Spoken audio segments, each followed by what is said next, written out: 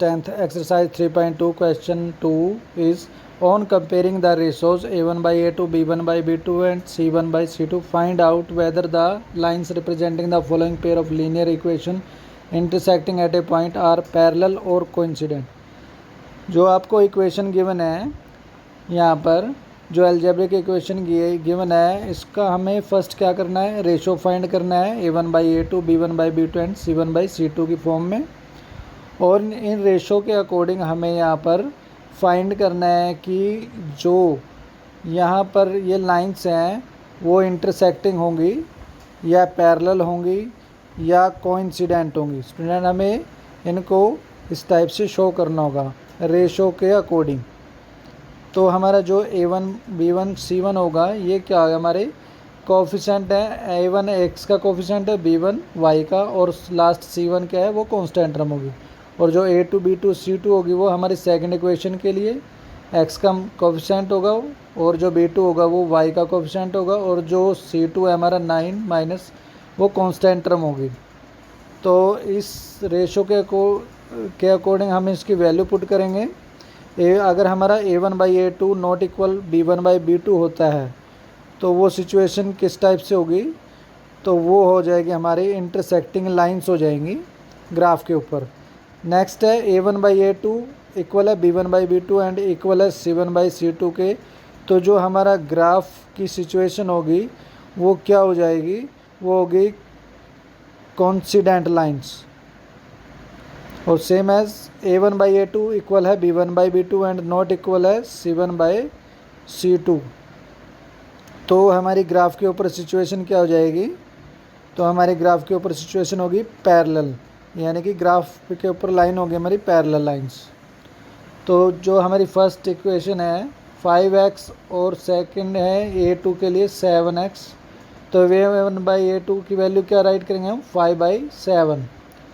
तो b1 by b2 की value हम यहाँ पर पुट करेंगे, b1 की वैल्यू -4 और b2 की वैल्यू होगी हमारी 6। तो यहाँ पर हम राइट करेंगे -4/6। Same as c1 by c2 की वैल्यू हम राइट करेंगे, ये कांस्टेंट टर्म होती है हमारी 8/-9। अब इनके रेशो को हम कंपेयर करेंगे। क्या ये जो फ्रैक्शन आपको गिवन है वो अगर डिवाइड होते हैं तो हम इसको कैंसिल कर लेंगे, अगर डिवाइड नहीं होते तो ऐसे ही मैच रहने देंगे। तो यहाँ पर ये कैंसिल हो जाएगा, 2 2 जा -4 होते हैं एंड 2 3 जा 6, 2/3 हो जाएगा माइनस में।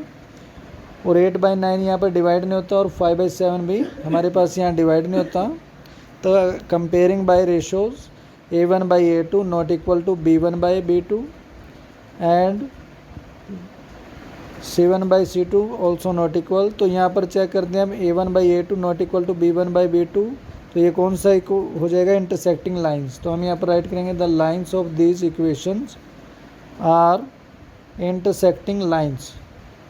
तो यहाँ पर लिखेंगे the lines of these equations are intersecting. Intersecting क्यों है ये, क्योंकि यहाँ पर a1 by a2 not equal है b1 बाई b2 के, इस वजह से इंटरसेक्टिंग है। नेक्स्ट देखिए क्वेश्चन का second part 9x + 3y + 12 = 0 and second equation is 18x + 6y + 24 = 0। अब सेम एज यहाँ पर a1 बाई a2 फाइंड करेंगे और b1 by b2 and c1 by c2 find करेंगे हम। तो जो हमारा रिजल्ट है यहाँ पर हम इसको कंपेयर करेंगे रेशो के अकॉर्डिंग। तो यहाँ पर देखिए x का कोफिशिएंट 9 है और नीचे x का कोफिशिएंट 18 है। तो हम यहाँ पर a1 a2 की वैल्यू राइट करेंगे 9/18। तो same as b1 by b2 हमारा होगा 3/6 एंड जो हमारी कांस्टेंट टर्म है 12 और 24 है। तो यहाँ पर हम c1 बाई c2 की वैल्यू राइट करेंगे 12/24। अब इनको हम अगर डिवाइड होते हैं तो इनको कैंसिल करेंगे, 9 1 जा 9, 9 2 जा 18। तो यहाँ से हमारा रेशो आ गया 1/2। नेक्स्ट को डिवाइड करेंगे 3 1 जा 3 2 जा 6, ये भी 1/2 आ गया। नेक्स्ट है 12 1 जा 12, 2 जा 24। सेम एज देखिए हमारे पास स्टूडेंट तीनों का जो रेशो है कंपेयर करते हो तो क्या आ रहा है, इक्वल आ रहा है। तो इसको हम कैसे राइट करेंगे, a1 बाई a2 इक्वल है b1 by b2 and also equal है C1/C2। तो जब आपके पास ये तीनों ही फ्रैक्शन यानी कि तीनों का ही रेशो अगर इक्वल में आता है तो यहाँ पर ग्राफ क्या हो जाएगा, हमारा ग्राफ की जो सिचुएशन है वो क्या हो जाएगी, कोइंसिडेंट लाइंस। तो यहाँ पर हम राइट करेंगे कोइंसिडेंट लाइन क्या होती हैं, जो एक लाइन दूसरी लाइन के ऊपर ही आए, मतलब सेम पॉइंट पर हो। तो lines of this equation are coincident. यहाँ पर नेक्स्ट देखिए क्वेश्चन थर्ड इसका 6x - 3y + 10 = 0, 2x - y + 9 = 0। अब same as A1/A2, B1/B2 and C1/C2 find करेंगे हम। अब देखिए A1 की वैल्यू क्या है 6 और A2 की वैल्यू क्या है 2। तो यहाँ पर हम राइट करेंगे A1/A2 की वैल्यू हो जाएगी 6/2। सेम एज B1/B2 की वैल्यू क्या होगी, B1 की वैल्यू -3 और B2 की वैल्यू -1, यानी कि y का जो कोएफिशिएंट है यहाँ पर -1 है। तो यहाँ पर राइट करेंगे -3/-1। Same as constant term C1/C2, यहाँ पर 10 और 9 है, तो C1 की वैल्यू 10 है अपॉन में C2 की वैल्यू 9। अब इसमें देखिए अगर डिवाइड होता है तो चेक करेंगे, अगर डिवाइड करेंगे अदरवाइज रहने देंगे। 2 × 2, 2 × 3 = 6 हो गया, फर्स्ट तो हमारा डिवाइड हो गया। अब माइनस से माइनस कैंसिल हो जाएगा, इसको हम राइट करेंगे 3/1। तो A1, A2 और B1/2 इक्वल आ रहा है, बट C1/C2 किसी कॉमन टेबल से डिवाइड नहीं होता। तो कंपेयर करने पर हमें यहाँ पर आइडिया हो जाता है कि जो A1/A2 है वो इक्वल है B1/B2 but not equal to C1/C2। तो यहाँ पर राइट करेंगे हम A1/A2 इक्वल है B1/B2 not equal to C1/C2।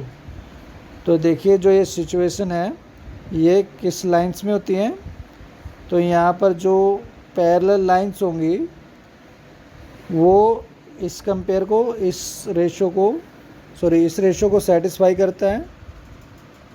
तो यहाँ पर 3 is on comparing the ratios A1/A2, B1/B2, C1/C2 find out whether the following pair of linear equation are consistent और इनकंसिस्टेंट।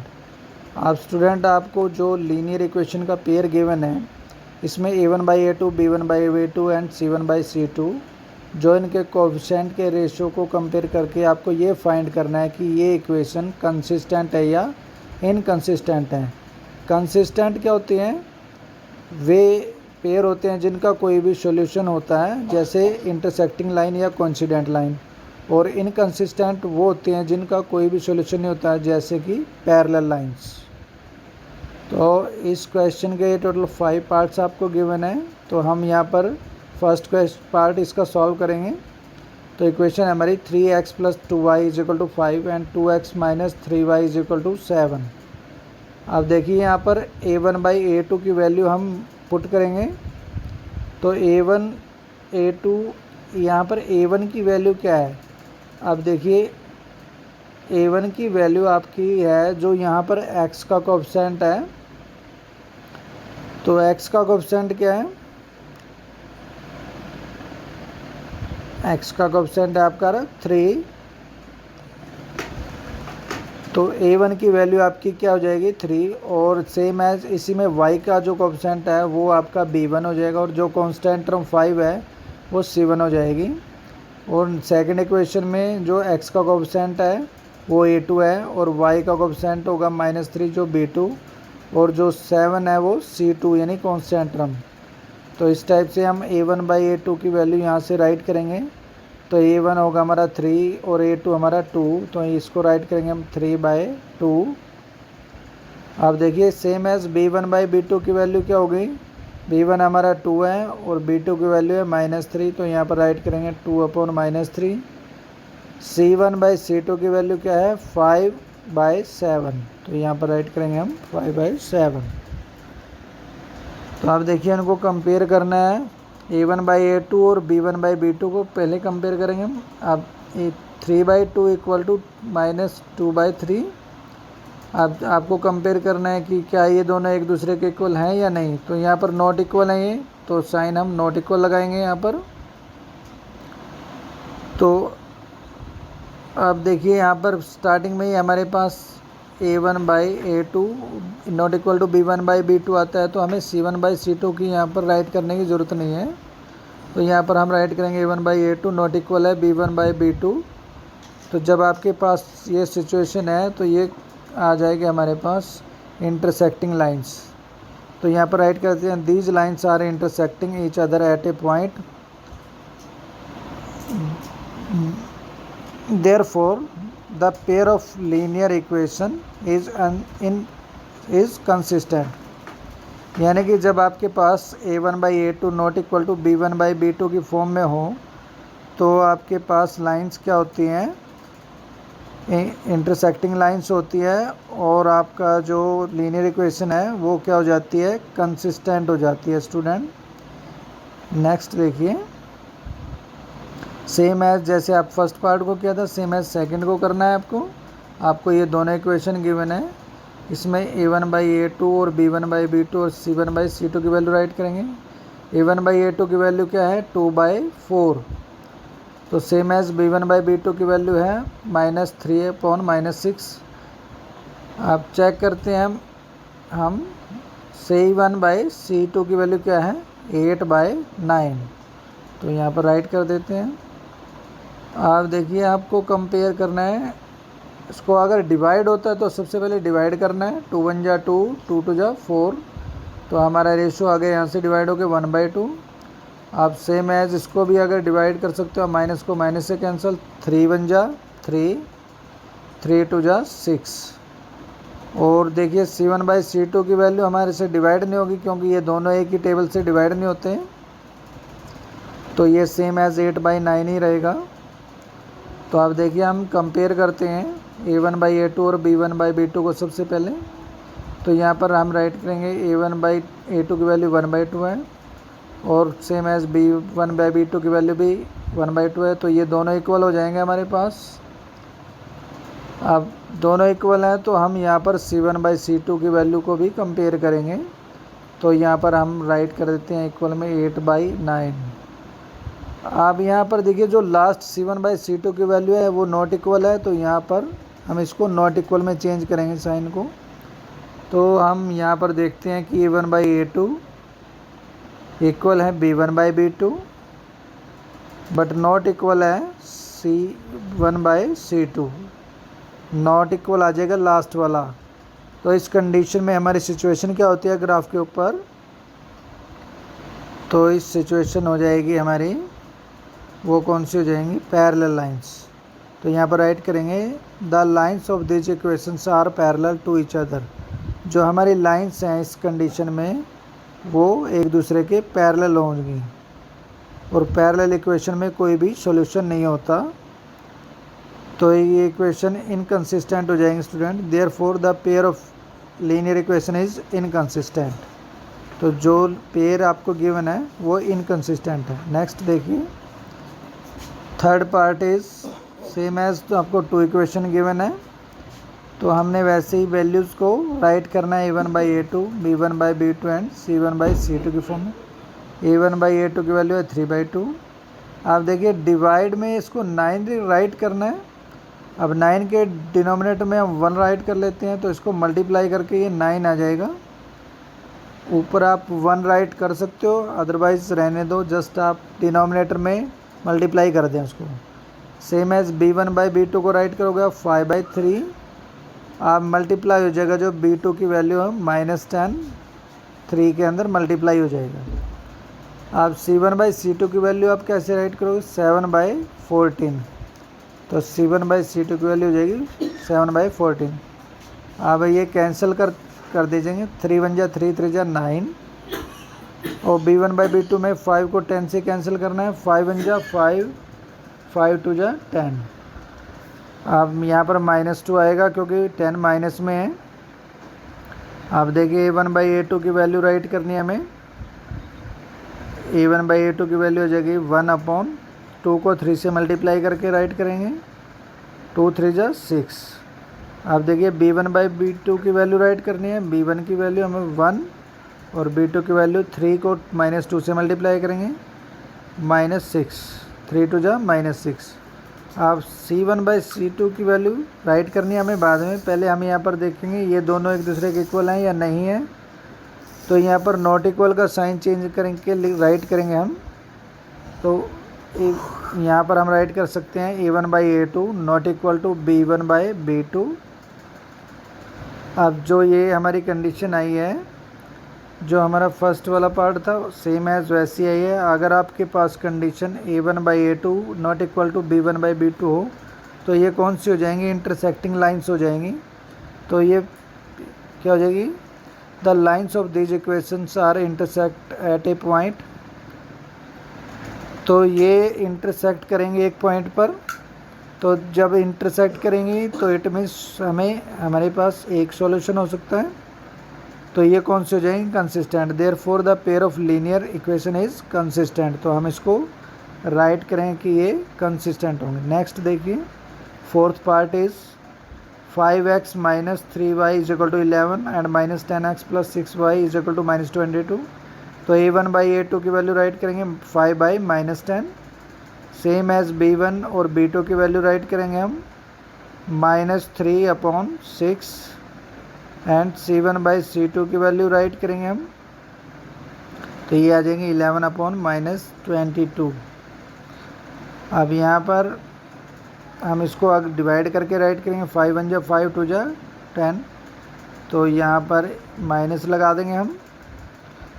अब देखिए B1/B2 को कैंसिल करेंगे, -3 1 जा 3 तो -1 आएगा, -3 2 जा यानी 2 6 कट जाएगा, 11 1 जा 11 और 11 2 जा 22। यहाँ पर माइनस का साइन लगा देंगे 2 के सामने।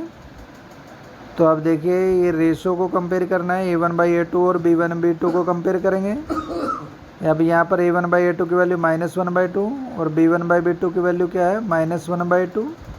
अब देखिए ये दोनों इक्वल हैं, तो यहाँ पर हम इनके मिडल में क्या साइन लगाएंगे, इक्वल का साइन लगाएंगे स्टूडेंट।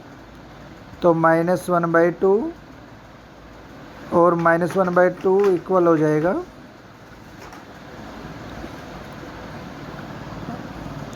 अब ये दोनों एक दूसरे के इक्वल हैं, तो हमें C1/C2 की वैल्यू को भी इसके साथ कंपेयर करेंगे हम। तो यहाँ पर इसकी वैल्यू को भी हम राइट करेंगे -1/2। तो देखिए यहाँ पर ये हमारे पास तीनों सिचुएशन क्या है, तीनों का रेशो क्या है, इक्वल आ रहा है। तो इस कंडीशन में हम इसको क्या ऐसे राइट करेंगे, A1/A2 equal B1/B2 and also equal to C1/C2। अब देखिए जब आपके पास तीनों रेशो एक दूसरे के इक्वल हैं तो ये कौन सी कंडीशन हो जाएंगी, कोइंसिडेंट लाइंस हो जाती हैं। तो कोइंसिडेंट के कितने सॉल्यूशन होते हैं, इनफाइनेटली मैनी। इसके इनफाइनेटली मैनी हो जाएंगी और हमारे ये कंसिस्टेंट हो जाएगी। तो the lines of this equation are coincident. अगर लाइंस कोइंसिडेंट होंगी तो आपके पास ये क्या हो जाएगी, therefore the pair of linear equation is consistent. तो ये कंसिस्टेंट हो जाएगा स्टूडेंट। नेक्स्ट देखिए लास्ट फिफ्थ पार्ट। तो ये दो इक्वेशन आपको गिवन है, सेम एज A1 आपका है 4/3 और A2 की वैल्यू हम लास्ट जो नीचे डिनोमिनेटर है 3 की मल्टीप्लाई में हम इसको राइट करेंगे। तो यहाँ पर 3 × 2 राइट कर देंगे हम। तो B1/B2 की वैल्यू राइट करेंगे हम 2/3